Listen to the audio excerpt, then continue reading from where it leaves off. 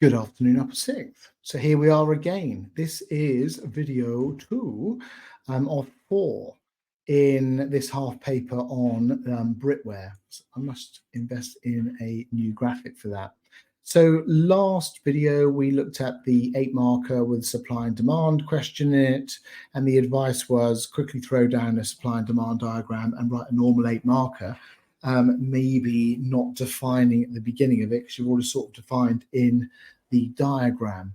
You should get that done in 10 minutes. That includes getting the evidence out of the case study, 1.2 minute per mark.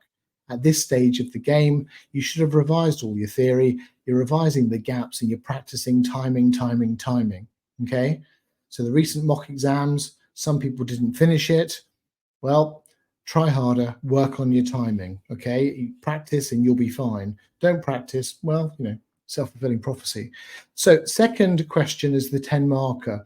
So we're looking at assess the usefulness. Okay. So standard type of thing.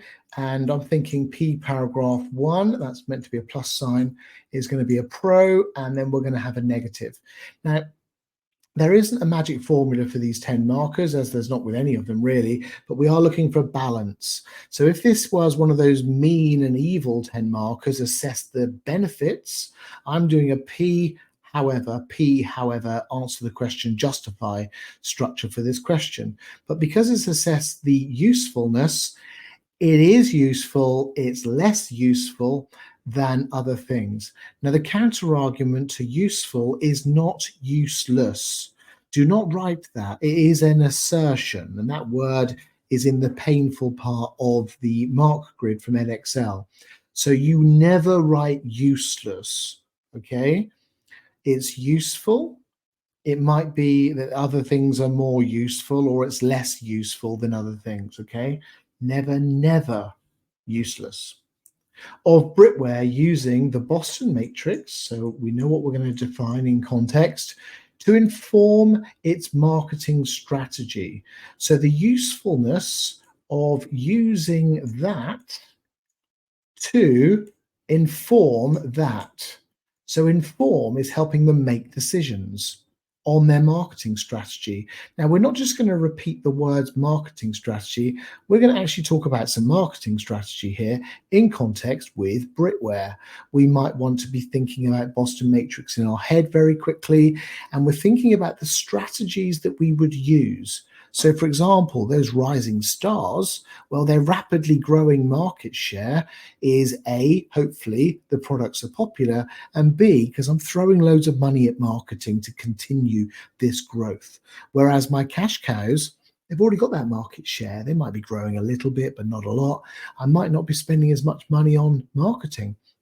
And those dogs might be relatively profitable, by the way, because I'm not spending marketing on them. It might be the other parts of the product portfolio that actually all work together. And even though the dogs have got reduced market share and it's continuing to reduce, maybe they're just there as part of the product portfolio when I'm selling BritWear's clothing total portfolio to customers, for example. Okay. You don't have to always put those poor dogs down. Go careful. I'm a Dalmatian. I am sensitive. It might be you just let them. It might be suddenly there's a change in a trend and this dog leaps back to life and off it goes for another 10 years. Okay, we shall see. This is a 10 marker. We're still looking for 3 chains of argument here. We're not looking for extended chains. Like we are with 12s and 20s. And also remember the 10s are easy, just like the 8s. So you don't write too much. They're a time trap. They're easy. They're accessible for everyone, as long as you've revised Boston Matrix in this case. And therefore, if you're one of those weak students that are going to throw loads and loads at this question, maybe you leave a blank 20 marker at the end of the paper.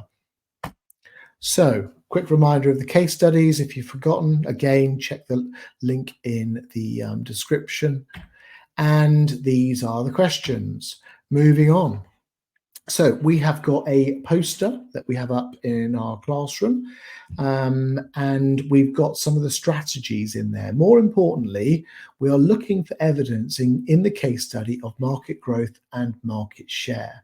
So it's really important that we think, what is the Boston Matrix? How can I describe it?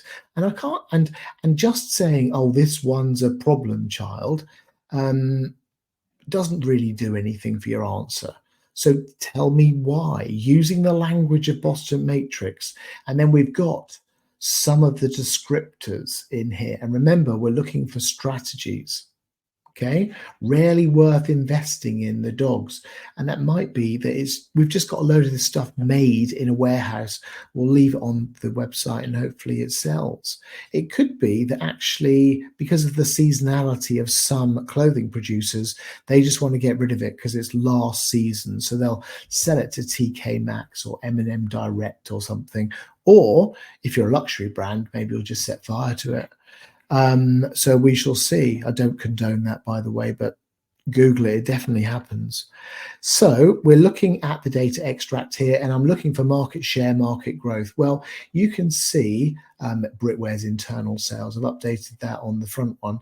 That's made up by Dobby. So what we have here is we've got, so in line with 30% market growth and 25% market share.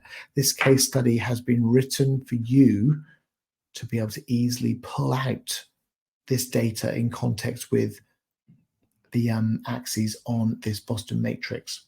Okay, so you've got that easy. And we've also referred to a little bit of this in our previous question. So assess the usefulness. We've gone through that. We know what the hook is. And remember, this is our start of our hook, and of them using the knowledge, which I need to define in context. And if I don't cover the knowledge and I just waffle my way through it, I'm probably going to end up with 0 out of 10. So my advice is start with a contextualized definition to inform its strategy. I know I've just sort of highlighted the entire question like I'm a geography student, but you've got to say how useful this is to help them decide on their marketing strategy. Okay, we're never saying useless. So using the Boston Matrix can be useful, using the words from the question, for BritWear's marketing strategy to clarify which products require investment and which should be divested, as in not using them anymore, not investing in them anymore, or just cancelling them. Now, this to me doesn't directly tell me what the Boston Matrix is. It tells me what it's for. And this is a typical start to this type of question that I see from some of our, maybe, well, not ours, obviously, weaker students. What they'll do is they'll just go in, they'll go, this is useful because, and they forget to define it. Do not do this, is my recommendation here. But if you find that you've accidentally done this, you've accidentally just gone in and answered the question, and your little internal examiner in your head is saying, come on, define this properly, naughty Dalmatian. Let's make sure the second one talks a little bit about the theory, hey? By categorizing these products as the ones in Boston Matrix, BritWear can allocate resources effectively, ensuring that high growth potential products like the ones in quotation marks receive the necessary investment while phasing out low growth areas like formal attire series. This targeted approach using the Boston Matrix enables BritWear to maximize, I've abbreviated, return on investment and secure a competitive edge in a fast-paced UK clothing sector. We know it's fast-paced because the case study told us. Okay, now in some ways we could probably not write that. If we were thinking strategically, we could just start writing that. There's enough evidence in there. It demonstrates an understanding. But I need you to think about, if you've written that, don't cross it out. If you cross it out, the examiner won't read it. But make sure we've got some really good understanding and knowledge there. Okay? we've already got that evidence in there, but it's good habit to make sure we've got the evidence. Is experience of 35% market growth, which means it's a potential star. So this talks about some of the measures, low growth, market share, but this nails it, okay? Boston Matrix might be less useful. Look at that. How polite is that? We're not going for those extreme use of terms like useless. We're never using that, as it can sometimes lead, not always, by the way, because that would be an assertion, wouldn't it, to overly simplified strategic decisions that may not reflect the dynamic nature of the clothing market. Through your research theme and just through what you know this is an ever-changing market. So why not say Boston Matrix might be using old, out-of-date data? Because it's changing so much, it might not be brilliantly useful if you only use it on its own.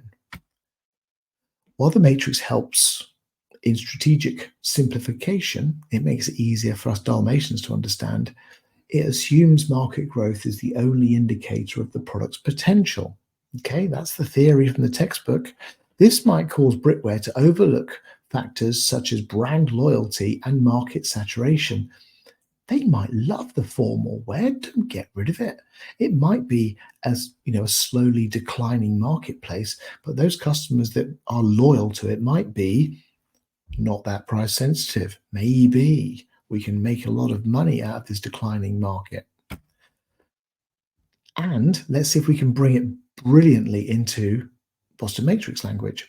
The Formula Tire series shows only a 3% market growth and a 5% market share, suggesting it could be classified as a dog. However, this does not consider the possibility of formal wear market rebounding after the current cost of living crisis. I've brought in a little bit of knowledge here. I know it's a 10 marker. We should really only use the case study, but we've got this, yeah? And we're thinking, don't put the dog down yet. Conclusion, I'm going to directly answer the question in one sentence and shove a full stop on the end of it. Overall, the Boston Matrix is useful. Look at that. We've answered the question for them to inform their marketing strategies. Okay, we've talked about marketing strategies up here, and especially that second point, and we've answered the question. Okay, at that point, if you can't think of something a little bit extra, a little bit of a new spin, not a new argument, I advise that you go on to the 12 marker. A common mistake with some students is they just repeat what they've written up here as their justification for their argument. You ain't getting marks for it twice. So I encourage you to think of the possible alternative, and you can slightly reframe, and maybe you'll pick up those last couple of marks, depending on who's marking it. So however, without incorporating broader market insights, BritWear risk neglecting vital aspects of the brand value and emerging trends, which could negatively impact its ability to adapt to the rapidly evolving fashion industry. What do you think? I'll tell you what I think. That is a typical waste of about a minute and a half under exam conditions. Because if you read that, that is a rephrase of something that has already been said. And in this situation, I'm thinking reasonable understanding of knowledge. It's contextualized. Definitely use the case study. Very much contextualized. Are there a minimum of 3 chains of argument? Well, yeah. Does it directly answer the question? Coming back to the hook in the question that we've explained, yeah. I've answered the question, fine. Is it level 4? Hope so. Remember, we're not aiming for perfection, we're aiming for level 4.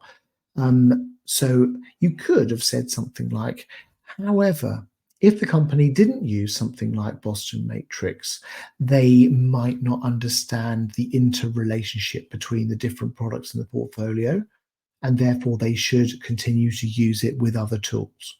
Maybe something like that. But if you can't think of anything, seriously, just save your ink. Move on to the 12 marker. There's our 12 marker, ready for the next video. Hope you enjoyed that. And if you're watching these back to back, take a little bit of a break, and I'll see you in a bit.